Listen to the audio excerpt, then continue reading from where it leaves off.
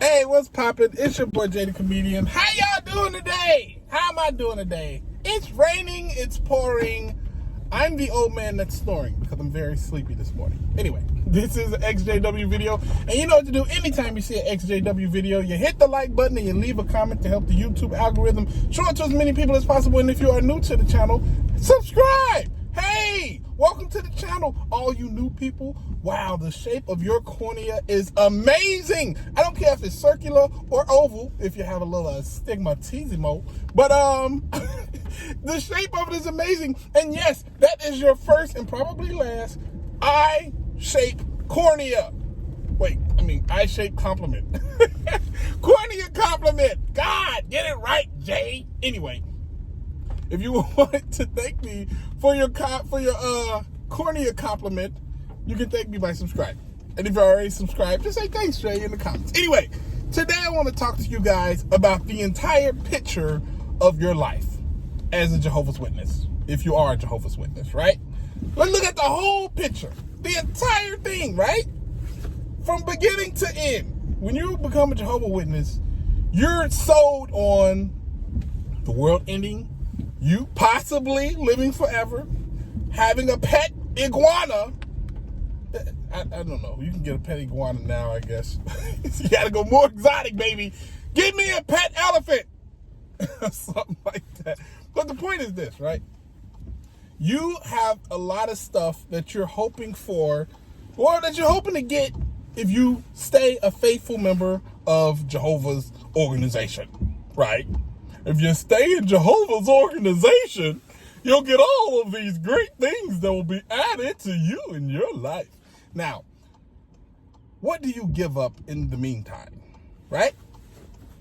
You give up a little bit of your freedom, right? You give up a loved one, too. You might have to give your life if you need a blood transfusion to live.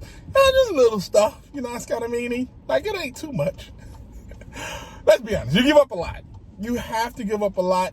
And what do they have to give up to, you know, get and receive all this that they receive? Pretty much nothing. Like, they give up, like, literally nothing. Yeah, they give up nothing. Like, not a single thing do they give up. They get to make up something for free, and it's just really cheap to make up a wish, you know what I'm saying? Or make up a hope. It's easy to do that. It's no overhead at all. You just say, hey, you want to live forever? All right, just stay here, you can live forever.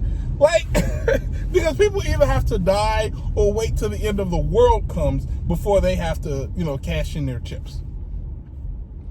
And you're inside of this gambling hall. I don't think they even have any chips in there. They're just telling you there's chips. Because they never have to cash in their chips unless you die or the world ends. So in the meantime, between time, you are giving up a ton. You need to make sure that you see everything that's going on. Because you're giving up a career. You're giving up true happiness because they're telling you, oh, you're happy, right? Aren't you happy? You feel happy, don't you? But you have to notice, they're telling you you're happy. You're not actually feeling happy. They're telling you you're happy. You want to know how I know you're not feeling happy? Because if you ever aren't feeling happy and you go to them for advice on how to feel happy, they're going to tell you exactly what to do not to be happy. And then after they're done, they're going to tell you, oh, you feel happy now, right? And you won't. But it's not going to change. And if you stay unhappy for too long and you keep telling everybody you're unhappy, you could get in some trouble. So basically, their happiness or your happiness is not their priority. But, oh, I'm feeling depressed. You know, I don't know. I'm just feeling anxiety. I feel depressed. I feel like such a dark place in my heart. Like, well, you need to study and pray more. Go out of field service. Kick it with your other Jehovah's Witnesses. And maybe once they build you up spiritually, you'll feel better. No, that's not it. The advice should be go and take a break. Go find out what you like to do and do that. Go talk to somebody, a professional even. Go do something that makes you happy. Let's figure out what makes you happy. Let's figure out what makes you feel good. And let's do that. As long as it's not illegal, as long as it doesn't hurt another person, let's do that. Let's figure out how to make you happy. Let's focus on your happiness. They never say that. say, go out of field service. Pray more. Read the Bible. That'll help you with your happiness. They do not care about your happiness. Your happiness is not their priority. Your obedience is their priority. Your indoctrination is their priority. You know what I mean? Once you realize this, then you can actually be happy. But you have to overcome everything that they put inside of you to make you unhappy. Because, to be honest, there is no success as far as brainwashing or success inside of that organization if you're not happy. Their goal is to keep you feeling like you're being persecuted. Their goal is to keep you feeling like everything is going to fall and come apart at any moment. They don't want you feeling secure. They don't want you feeling, confident and complacent. Like, they want you on the edge worrying all the time. Because if you're sitting there, oh, this is the last day, it's hard to deal with, any second now, great tribulation, Armageddon. Like, that's where they want you at. Because if you're there, then you're giving. Then you're scared. Then you're paying it forward. You know what I mean? Like, you're giving up your money, you're giving up your children, you're giving up your happiness, you're giving up your future, you're giving up your opportunities, you're giving up any and everything that could actually make you happy for that organization. You have to realize that. Their goal is to keep you unhappy. That's the goal. That's the selling point. That's what they're striving to do. They're not here to make you happy. They're telling you, well, you can be happy in a new system. Here you gotta suffer, baby. You gotta suffer, baby. I remember I was young, and I would get depressed like in the wintertime. It's weird. I still get depressed in the wintertime like all the time. But when I was young, I really would go through it. And I would ask my father, like, man, why do worldly people seem so happy all the time? And my father would be like, well, that's because they're worldly, son. They're living that life. They're doing all the stuff, making God unhappy, and they're only pleasing Satan. And you know what? Let's be honest. They're going to live happy now, but they're going to get destroyed. They're going to be destroyed forever. But we're going to be happy forever once we get into paradise. Boy, that was the biggest crock of BS I ever heard in my life. But that's how he felt. That's what he was taught. And they actually believe that mess. Go ahead. Go ahead. Be unhappy. You should be unhappy right now because you're going for everlasting happiness.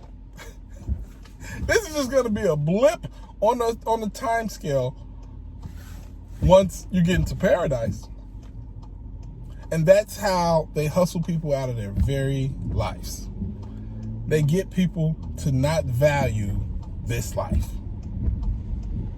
If you don't value the life that you have right now, expecting another life to come, have you ever seen somebody live another life? Have you ever seen somebody die and then come back to life, or die and come back in paradise?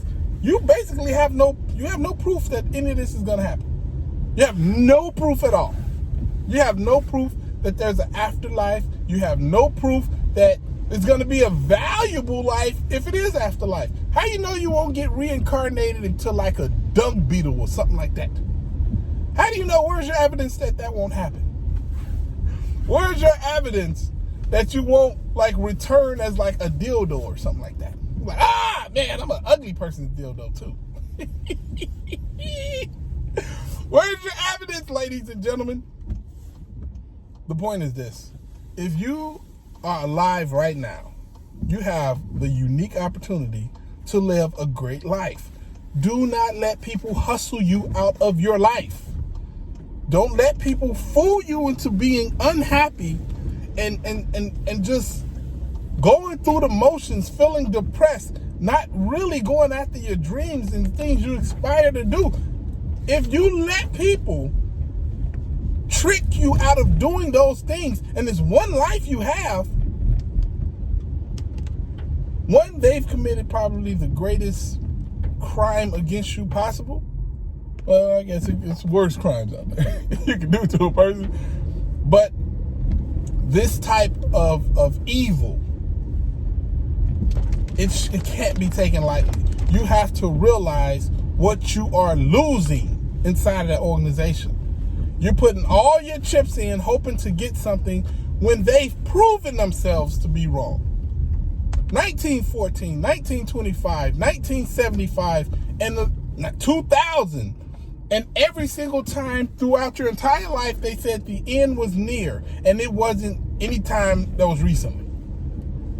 Those were all times where they were wrong.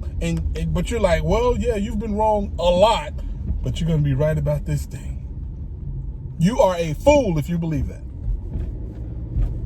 If somebody gets every single test question wrong, and then the star question, the one big question, you can't even see the answer to, you're like, yeah, you got every single question wrong, but I got faith. You got that one right. You're a bigger fool than they are. Don't let these people swindle you out of your happiness, swindle you out of your joy, swindle you out of your future, your kids' future, your family's future, your happiness, your very humanity. Do not let them trick you out of it. If they were confident about the information, they would let you do unbiased research. They don't even let you do that. Everything you do is oh, you're going to make Jehovah mad if you look up under the rug. Do not let them swindle you out of all the good that you deserve in this life, hoping for something that you have no evidence of, based on their track record of being wrong a lot. They're more worried about you looking at their track record than they are about you being happy for real. That should be a red flag, ladies and gentlemen.